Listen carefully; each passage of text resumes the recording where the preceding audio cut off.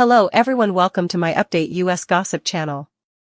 Meri walks into the courtroom, her eyes cold with determination and the weight of years of betrayal pressing on her shoulders, the TLC cameras following her every move as if the entire sister wives world has led to this single, breathtaking showdown. The air crackles with tension as Kody and Robyn sit at the opposing table, whispering nervously to one another while the judge adjusts his glasses and clears his throat, signaling that this isn't just another hearing about Coyote Pass or a property dispute. This is the reckoning the Browns have been avoiding for years, the emotional explosion that will decide who finally holds power in the fractured sister-wives universe. Meri sits down, chin high, refusing to look at Kody, the same man who once promised her eternal partnership and spiritual unity but instead left her emotionally stranded in Flagstaff while he built a fortress of self-righteousness with Robyn. The courtroom buzzes as family members shift uncomfortably in the gallery. Janelle, dignified yet clearly nervous, Christine with a quiet fire in her eyes, and a few of the older Brown children who can't quite believe what they're witnessing. The camera cuts to a confessional of Meri, voice trembling but firm. For years I stayed silent. I let Kody and Robyn paint me as the bitter ex-wife, but this isn't about bitterness. This is about truth. It's about finally being seen.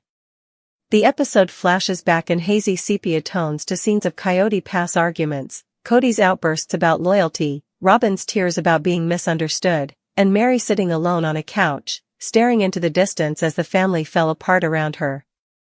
When we return to the present, the judge asks for opening statements, and Meri's attorney, a sharp-spoken woman in a navy blazer, stands with a calm authority that mirrors Meri's own newfound strength. Your Honor, she begins, this isn't just about land or finances. This is about accountability, about how one man's manipulation and one woman's compliance destroyed a family. Kody shifts in his seat, his trademark curls tied back but his jaw tight with irritation, muttering something under his breath about spin and lies. The camera catches Robyn reaching for his hand, whispering, "Just breathe, Kody. Don't let her get to you." But her voice trembles, the confident tone Robyn once carried in Flagstaff is gone, replaced by fear that the truth might finally surface. As testimony begins, Meri recounts the timeline of emotional neglect, the cancelled family meetings, the gaslighting, the property promises that vanished overnight. He told me I'd get a share of the land, she says, her voice steady despite the lump in her throat, but every time I asked about it, there was a new excuse. Robyn's name was always on the paperwork. Mine never was. The camera cuts to Kody in confessional, defensive and visibly agitated. Meri's trying to rewrite history. She wanted out long before any of this. She was emotionally gone, and I can't be the bad guy because she's having regrets now. Then the camera pans back to Meri, who, without missing a beat, produces documents, emails, texts, legal drafts, that show Kody and Robyn transferring assets in secret. Gasps ripple through the courtroom, Robyn's eyes well up, and she shakes her head, mouthing, "That's not fair." But the judge leans forward, clearly intrigued, asking for clarification. Meri's attorney explains how certain Coyote Pass parcels were reassigned under Robyn's LLC, a move that effectively cut Meri out of the Brown family's shared dream. The TLC producers couldn't have written a more shocking twist if they tried. Christine, sitting in the back, can't stay silent any longer. She raises her hand gently, asking to speak as a witness. The judge hesitates. This isn't standard procedure, but the emotional gravity in the room overrides formality. Christine walks to the stand, dressed in calm earth tones, her confidence radiant yet humble. The courtroom feels smaller as she begins. I didn't come here to pick sides, she says softly, but I was there when Kody promised Meri her fair share. We all were. A flashback montage rolls, 2018 in Flagstaff, the Browns gathered around the map of Coyote Pass, everyone laughing before the fractures began. Christine's voice overlays the footage. Back then, we believed we were a team. But as soon as Robyn started handling the paperwork, everything changed. Kody's face flushes red, his hands gripping the table as he snaps, "That's not true." Christine's twisting it. The judge bangs the gavel, warning him to stay composed. Robyn wipes a tear, whispering, "Kody, stop, please." In a confessional, Christine reflects, I didn't want to get dragged into this, but Meri deserves to be heard. For years we all stayed quiet to protect Kody's image. But that silence cost us everything. Back in the courtroom, she continues her testimony, describing how Kody prioritized Robyn's financial stability over everyone else's, using church rules and emotional guilt as leverage. He made it sound righteous, Christine says, like he was protecting the family. But really, he was protecting his control.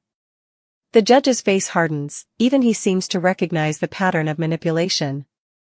A shot of Janelle shows her nodding subtly, eyes glassy, as if years of repressed frustration are finally being validated. Kody's attorney tries to cross-examine Christine, questioning her credibility, but Christine doesn't flinch. "I've moved on, Your Honor," she says with grace. "I'm remarried, I'm happy. I gain nothing from this except peace of mind. But if you want the truth about how this family broke apart, look at the paper trail, and look at how Robyn always came out on top." The courtroom murmurs grow louder. Robyn finally breaks down, sobbing openly, saying, "I never wanted this. I just wanted our family to stay together. They're all blaming me for things I couldn't control." But the judge cuts her off, reminding her to answer only what's asked. The tension is unbearable, and even the camera crews lower their equipment for a moment as if acknowledging the human pain unfolding before them. Then Meri delivers the coup de grace. She pulls out her final exhibit, a recorded conversation from years ago, filmed by TLC but never aired. On screen, Kody can be heard saying, "Meri, your name's not going on the deed. Robyn and I have to protect the family finances." The audio echoes through the courtroom like a thunderclap. Kody slams his hand on the table, shouting, "That was out of context, but the damage is done." The judge calls for silence, visibly taken aback by the evidence. The camera zooms in on Meri's face, calm, resolute, and finally free. In confessional, she says softly, "For the first time in years, I'm not scared of Kody's anger. I'm not scared of what people will think. I'm just done." The episode shifts tone, blending slow piano music with the hum of courtroom chatter as the judge announces a recess. Outside, reporters swarm, asking if this means the end of the Brown family legacy. Meri, standing on the courthouse steps, delivers a line destined to become one of TLC's most replayed soundbites. "The end? No.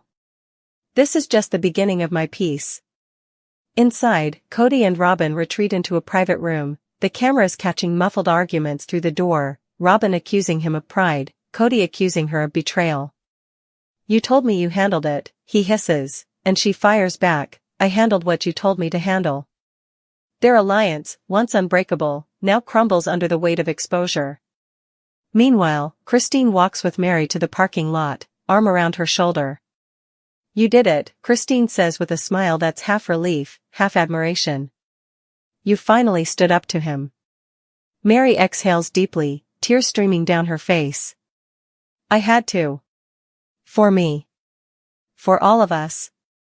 In her confessional, Christine adds, "This isn't just Meri's fight.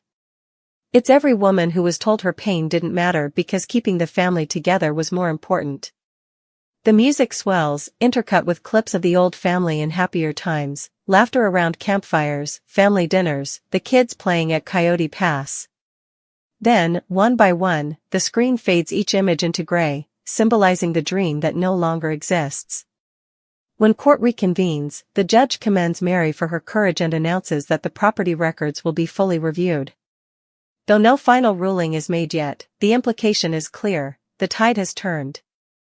For the first time, Kody is on the defensive, his empire of control unraveling before a live audience. His confessional is defiant but broken. "They think they've won something.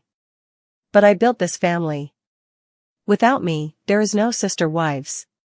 Robyn sits beside him, her mascara smudged, staring blankly into the distance. "Maybe that's the problem," she whispers.